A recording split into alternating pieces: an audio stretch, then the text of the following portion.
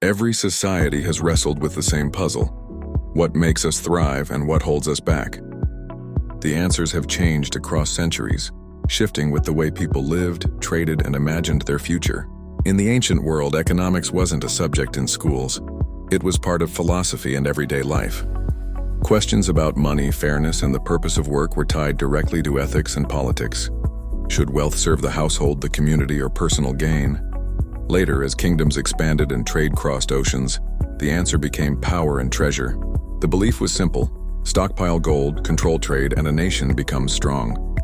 But others argued that true wealth came not from storing metals, but from the natural cycles of land and production.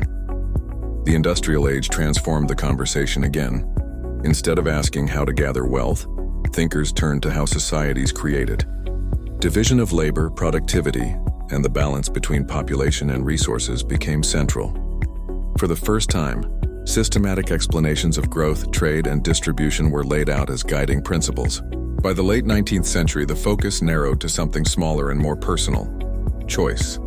Value was no longer explained by how much work went into something, but by how much the next unit mattered to someone. Supply and demand were drawn into elegant curves, and economics became more mathematical, chasing precision and prediction.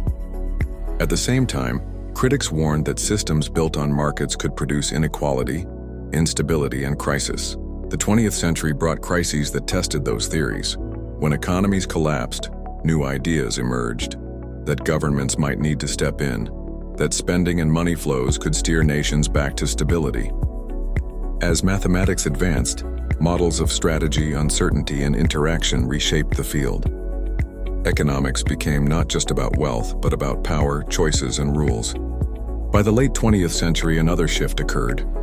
People began to question whether humans truly act rationally. Evidence showed we are guided by biases, shortcuts, and emotions. Markets, too, were seen as fragile, distorted when one side knows more than the other. New tools like field experiments and randomized trials turned economies into living laboratories. So why study this long evolution of ideas? Because the answers to economic questions have never stayed in books. They have shaped laws, guided governments, and touched daily life. Each age believed it had found the key, but each new challenge forced a rethink. The history of economic thought is not just about the past, it is a mirror.